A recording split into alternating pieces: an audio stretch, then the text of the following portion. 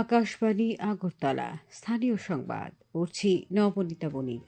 এখনকার বিশেষ বিশেষ খবর হলো উৎসাহ উদ্দীপনার মধ্য দিয়ে রাজ্যে উদযাপন করা হচ্ছে ঐতিহ্যবাহী গড়িয়া পূজা।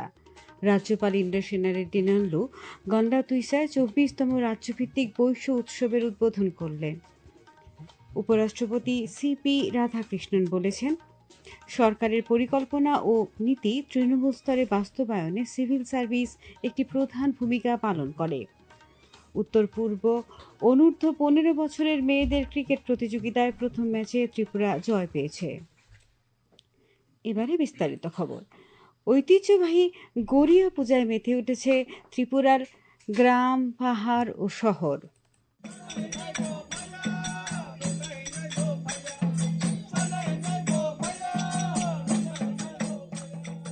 ত্রিপুরার বিশেষত রাজ্যের জনজাতি অংশের জনগণের অন্যতম প্রাচীন ও গুরুত্বপূর্ণ উৎসবগুলির একটি হল গড়িয়া পূজা। এই পূজায় বাঁশের খুঁটিকে দেবতা হিসেবে পুজো করে নতুন ফসল, সুস্বাস্থ্য ও পারিবারিক সমৃদ্ধির জন্য প্রার্থনা করা হয়। আগরতলার বিভিন্ন স্থানে আজ চিরাচরিত প্রথা অনুযায়ী এই পূজার আয়োজন করা হয়েছে। উৎসবে জাতি জনজাতি উভয় অংশের জনগণ সামিল হয়েছেন। ত্রিপুরা জমাতিয়া হদা সম্প্রদায়ের অন্যতম প্রধান উৎসব বাবা গড়িয়া পূজা সাধারণত চৈত্র সংক্রান্তি থেকে শুরু হয়। জমাতিয়া হদার অন্যতম প্রধান এই পূজা এবছর শুরু হয়েছে গোমতী জেলার পিত্রায়। আজ শেষ হচ্ছে তেলিয়ামুড়া গর্জনতলির ওয়াকসিমনলুঙে গ্রামে বাবা গড়িয়া বিয়া করাই দেবতার পরিক্রমার মধ্য দিয়ে। এই পূজা উপলক্ষে গ্রামবাসীরা নানা রকম খাবার দাবার তৈরি করেন ও ভোজনে মিলিত হন। এই পূজা সামাজিক রীতি পরম্পরাকে সমৃদ্ধ করে আসছে যুগ যুগ ধরে। গড়িয়া পূজা উপলক্ষে আজ ত্রিপুরায় ছিল সরকারি ছুটি। আগরতলায় অভয়নগর, বনমালীপুর সহ বিভিন্ন স্থানে উৎসাহ উদ্দীপনার মধ্য দিয়ে গড়িয়া পূজা উদযাপন করা হয়। কৃষ্ণনগর এলাকায় গড়িয়া পূজার আয়োজকদের একজন এই পূজার তাৎপর্য ব্যাখ্যা করেন। সবাই জাতি ধর্ম বিশেষ নির্বিশেষে আগামী বছর যাতে আমরা সুখ সমৃদ্ধি এবং আরো যাতে আমরা অগ্রগতির দিকে নিয়ে যেতে পারি, বাবা গড়িয়ার নিকট আমরা প্রার্থনা করি। গোমতী জেলার কিল্লার পিত্রাকামী এলাকায় রাজন্য আমল থেকে চলে আসা 436তম বছরের পুরাতন গড়িয়া পূজা পয়লা চৈত্র থেকে শিব ও ত্রিপুরা সুন্দরী দেবীর পূজা, এর পর 3 দিন গঙ্গা পূজা ও চৈত্র সংক্রান্তির দিন হয় মহা গড়িয়া পূজা। এরপর 7 দিন বাবা গড়িয়া দেবতাকে নিয়ে 1106টি বাড়ি পরিক্রমা করে আজ সকাল 7টায় শেষ হয়। এরপর আজ সকাল থেকে শুরু হয় বাবা গড়িয়ার সমাপ্তি পূজা, যা সেনা পূজা নামে পরিচিত। বিরোধী দলনেতা জিতেন্দ্র চৌধুরী গড়িয়া পূজা উপলক্ষে রাজ্যবাসীকে আন্তরিক শুভেচ্ছা ও অভিনন্দন জানিয়েছেন। তিনি বলেন, গড়িয়া পূজা প্রাচীন ঐতিহ্য ও বিশ্বাসের প্রতীক, যা সবার জীবনে সুখ, শান্তি ও সমৃদ্ধি বয়ে আনে। 이 허용니 매박 파이싱 동나이 지니 디브라하 방라하 데이 지니 이 바로 하코토니 미조람 아삼 대부 구분자가 동나이 저터 디브라사 에바 꼭버럭 사나이 따코부국 성노 앙아니 가속사니 가방니 함장마 야파로 তিনিনি কথার সাল গড়িয়া মতাই বা বাবা গড়িয়া তের। ভক্তি ও শ্রদ্ধায় সম্পদ সমৃদ্ধি দেবতা বাবা গড়িয়ার পুজো আজ কৈলাস শহরের জনজাতি অধ্যুষিত এলাকাগুলিতে অনুষ্ঠিত হয়। কৈলাস শহরের ধনবিলাস গড়িয়াহাটিতে সার্বজনীন পূজা অনুষ্ঠিত হয়। জনজাতি অংশের ছোট বড় নারী পুরুষ নাচে গানে ও বাজনায় বাবা গড়িয়ার আরাধনা ও স্তুতি করেন।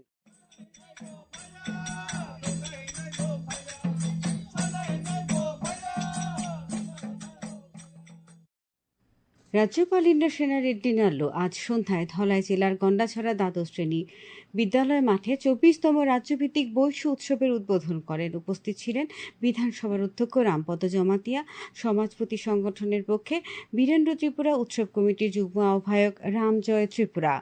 মুখ্যমন্ত্রী অধ্যাপক ডাক্তার মানিক সাহা বলেছেন, রাজ্য সরকার সর্বত্র শান্তি বজায় রাখার জন্য সচেষ্ট রয়েছে। কোনো ধরনের হিংসাত্মক কার্যকলাপ বরদাস্ত করা হবে না।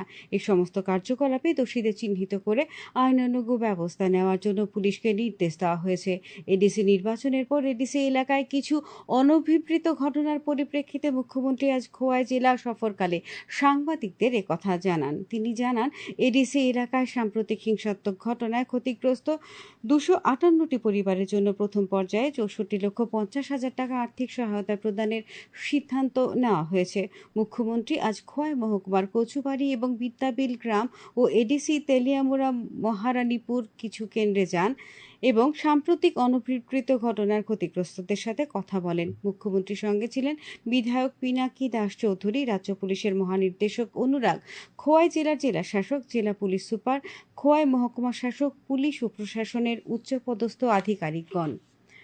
মোহনপুরের পশ্চিম তারাপুরের ফকিরামুড়ায় আজ চিন্ময় মিশন স্কুলের মা সৌন্দর্য চিন্ময়ী মন্দিরের উদ্বোধন করা হয়। অনুষ্ঠানে বক্তব্য রাখেন রাজ্যপাল ইন্দ্রসেনা রেড্ডি নাল্লু, মহারাষ্ট্রের রাজ্যপাল জিষ্ণু দেববর্মা, মুখ্যমন্ত্রী অধ্যাপক ডাক্তার মানিক সাহা ও আরএসএস এর প্রধান মোহন ভাগবত। অনুষ্ঠানে উপস্থিত ছিলেন কৃষিমন্ত্রী রতনলাল নাথ, প্রাক্তন মন্ত্রী বিভু কুমারী দেবী, তিপ্রামথা দলের প্রতিষ্ঠাতা প্রদ্যুৎ কিশোর দেববর্মা, আগরতলা পৌর নিগমের মেয়র দীপক মজুমদার প্রমুখ। এই খবর শুনছেন আকাশবাণীর আগরতলা কেন্দ্র থেকে। আকাশবাণী সংবাদের আপডেট পেতে লগ ইন করুন www.newsonair.com এবং নিউজ অন এআইআর অ্যাপ এবং টুইটার ও ফেসবুক প্ল্যাটফর্মে এআইআর নিউজ এলার্টসে। ইউটিউবে লক্ষ্য করুন নিউজ অন এআইআর অফিসিয়ালে। এছাড়াও আকাশবাণী আগরতলার সংবাদ আপডেট পেতে দেখুন টুইটার বা এক্স হ্যান্ডেলে আকাশবাণী নিউজ আগরতলা, ফেসবুকে এআইআর নিউজ আগরতলা এবং ইউটিউবে আকাশবাণী নিউজ আগরতলা।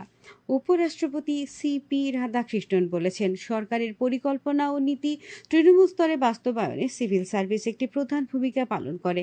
আজ নয়াদিল্লিতে সিভিল সার্ভিস দিবসে ভাষণ দিতে গিয়ে তিনি বলেন, প্রত্যন্ত গ্রামগুলিতে ফলপ্রসূ ফলাফল তখনই আসে যখন সরকারি নীতিগুলি প্রকৃত অর্থে বাস্তবায়িত হয়। সর্দার বল্লভভাই প্যাটেলকে সর্বভারতীয় পরিষেবার জনক আখ্যা দিয়ে উপরাষ্ট্রপতি বলেন, সর্দার প্যাটেল সেবা ও ঐক্যের এক অভিন্ন চেতনার অধীনে জাতিকে একত্রিত করেছিলেন।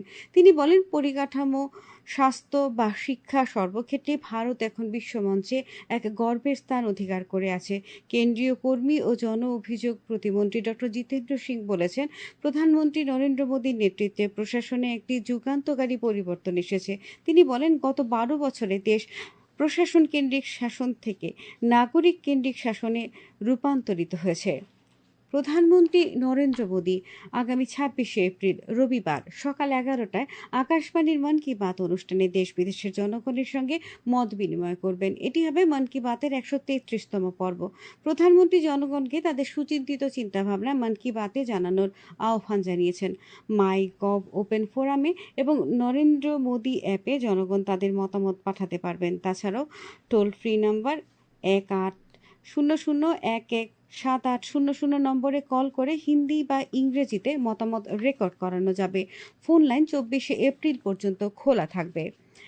পশ্চিমবঙ্গে বিধানসভা নির্বাচনের প্রথম পর্বের প্রচার আজ শেষ হয়েছে। আগামী 23শে এপ্রিল প্রথম পর্বে মোট 152টি আসনে ভোট গ্রহণ অনুষ্ঠিত হবে, যেখানে 1478 জন প্রার্থীর ভাগ্য নির্ধারিত হবে। সরকার জানিয়েছে, সারা দেশে গার্হস্থ্য এলপিজি সরবরাহ স্বাভাবিক রয়েছে। আজ নয়াদিল্লিতে পশ্চিম এশিয়ার সাম্প্রতিক ঘটনাবলীর পরিপ্রেক্ষিতে আন্তঃমন্ত্রণালয় ব্রিফিংয়ে পেট্রোলিয়াম ও প্রাকৃতিক গ্যাস মন্ত্রণালয়ের যুগ্ম সচিব সুজাতা শর্মা এই খবর জানান। খেলার খবর, উত্তর পূর্ব অনূর্ধ্ব 15 বছরের মেয়েদের ক্রিকেট প্রতিযোগিতায় প্রথম ম্যাচে ত্রিপুরা জয় পেয়েছে। আজ গুয়াহাটির জর্জ মাঠে অনুষ্ঠিত খেলায় রাজ্যদল 10 উইকেটে মিজোরামকে হারিয়ে দেয়। ত্রিপুরা ক্রিকেট অ্যাসোসিয়েশন পরিচালিত সমীরণ চক্রবর্তী স্মৃতি ঘরোয়া টি20 ক্রিকেট প্রতিযোগিতার আজ গ্রুপের শেষ 4টি খেলা হয়।